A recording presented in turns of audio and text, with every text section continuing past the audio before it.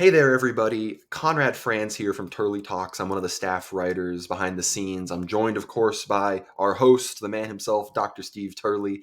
I'm here to ask him some questions, get his take. We do these every once in a while. I really enjoy them. We get an assessment of everything going on in the world. So I'm going to be asking Steve some things about domestic politics, foreign policies, everything going on in the world, in the world of re-traditionalization and conservatism. So it's good to be here, Steve.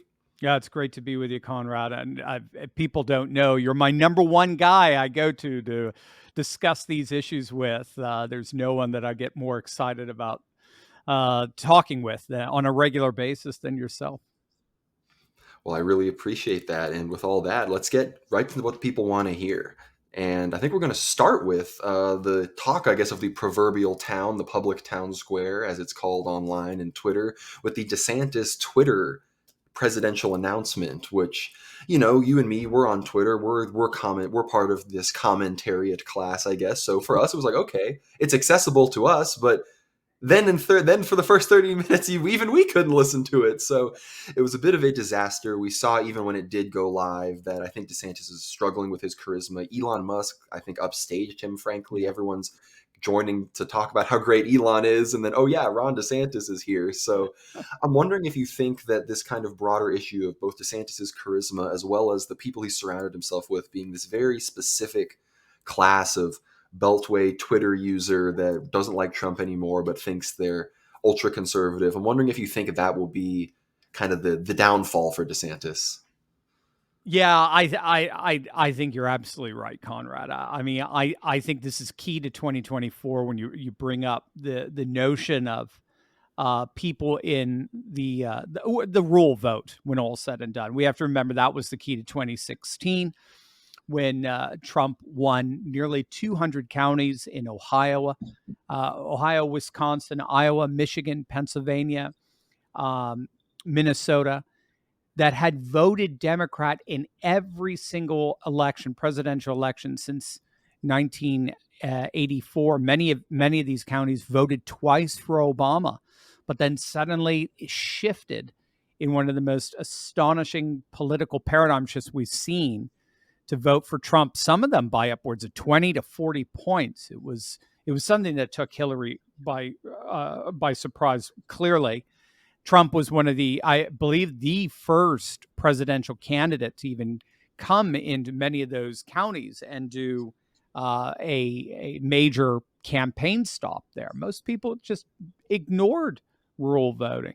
And I don't see DeSantis I see no data whatsoever that I'm aware of that DeSantis has any appeal at all to these voters. None, zippo. Everything I'm hearing from the pro DeSantis crowd, particularly on Twitter, smacks of Romney 2012 all over again. I mean, everything, right? So DeSantis he's clean, he's well-spoken, the whole party loves him, he's the consensus candidate, blah, blah, blah, who always goes on to lose the general, simply because they cannot bring out that rural vote that turns the tide in Arizona and in Georgia and Ohio and Wisconsin, Michigan, Pennsylvania, and the like. Whereas Trump can. He has and he will turn out that vote. What I've been saying here, and again, I think you alluded to it, what I've been saying in the videos of late is the key flaw, the Achilles heel to DeSantis's campaign is he's trying to appeal to the populist vote while at the same time being fully backed by the very forces that provoked that populism in the first place. So how can you expect the anti-establishment vote to come out for you when you are the establishment-backed candidate? This is what sank Romney. So, and this is unfortunately what the pro-DeSantis wing just simply doesn't seem to get. And that's why I see DeSantis at this moment in time as being really nothing more than Romney 2.0. What if I told you there was a small group of investors who wildly outperformed the market? Well, There is, and you know exactly who they are. Corrupt politicians like Nancy Pelosi and establishment senators have been using their security clearances and exclusive knowledge to their advantage in the market for decades now. They know when sales are up. They know what earnings are going to be. They know about legislation, incoming Fed changes, you name it, a whole host of other inside baseball tips that gives them an unfair advantage when picking stocks. When these bigwigs make moves, odds are they know something. But thanks to a little-known SEC database, guess what? We can see what and when these people are buying. Not only do we get to see it in real time, but we get to piggyback on their trades to gain the same advantage for ourselves perfectly legally and ethically. My friend Ross Givens has been tracking insider trading for years, and his recommendations have led to investment returns of over 200%. Some have hit as high as nearly 1,500%. And according to him, there's no better way to beat the market. Now it's your turn. Click on that link below right now and learn how you too can learn to trade like Pelosi. Click on that link and learn how to gain an insider advantage for yourself. I couldn't agree more, Steve. And I really think that the biggest example I saw of this, where even, he's going to struggle with his, I think, ability, to even relate to what the people we were just talking about. I've seen in these videos, he was in South Dakota, or he was in Iowa. It was in Iowa. And a state senator from South Dakota had driven like a long time to see him. He walks up, introduces himself. He's like, "How long do you drive?" He's like, "Oh, like a few hours." He's like, "Okay, cool." And then just like walks away. Has nothing. It's like, that guy could have been like a big political connection for you in South Dakota, which is a state you're going to need to win in the primary. But I think he struggles with something. Look, I'm not trying to bring the personal card, but I met Ron DeSantis 2018 at the Trump Hotel. He was just playing the game like everybody else, lined up to shake Trump Jr.'s hand like everybody else was. And now here he is, he thinks that he's the next guy and he's challenging, the Trump revolution, and it's here. But I think one of the things about this has to do with the people that are around him as well. Some of them it's kind of this milieu of never Trumpers, as well as like super right wingers that think that DeSantis will be more right wing than Trump. That's the smaller group of the faction. But Yeah, I see they're both on of the Twitter. Yeah.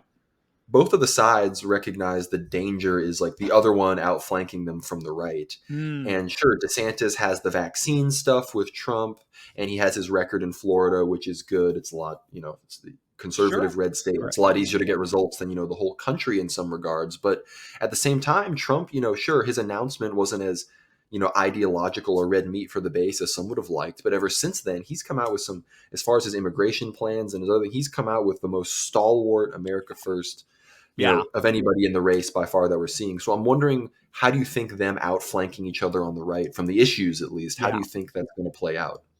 No, I think you've nailed it there. I don't think DeSantis can. I don't think it's even possible. I just don't think the ethos is there. And again, I fully concur with what you just said. Don't get me wrong; he's done amazing things in Florida.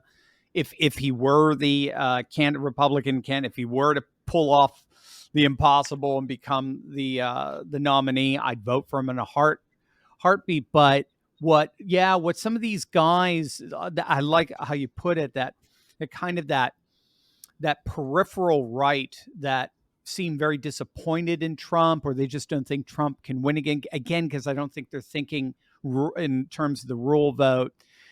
But they're trying desperately to paint DeSantis as someone who can outflank Trump in terms of right-wing bona fides.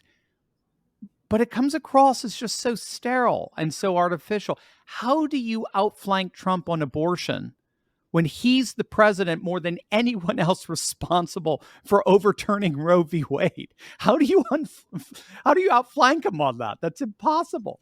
How do you outflank him on vaccines when you basically advocated the exact same policies that he did at the beginning? Or how do you outflank Trump on wokeness when he triggers the woke more than anyone else on this planet?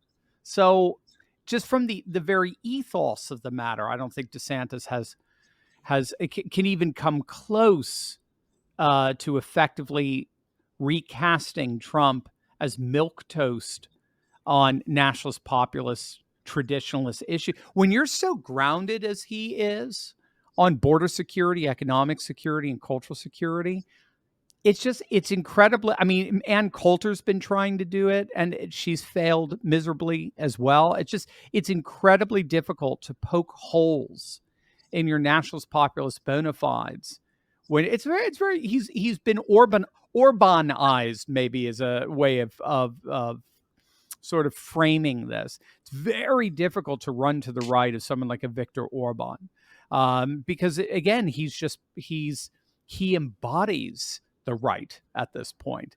And again, it doesn't mean that you can't run to the right, but it's very hard to convincingly communicate that to others that you've done that.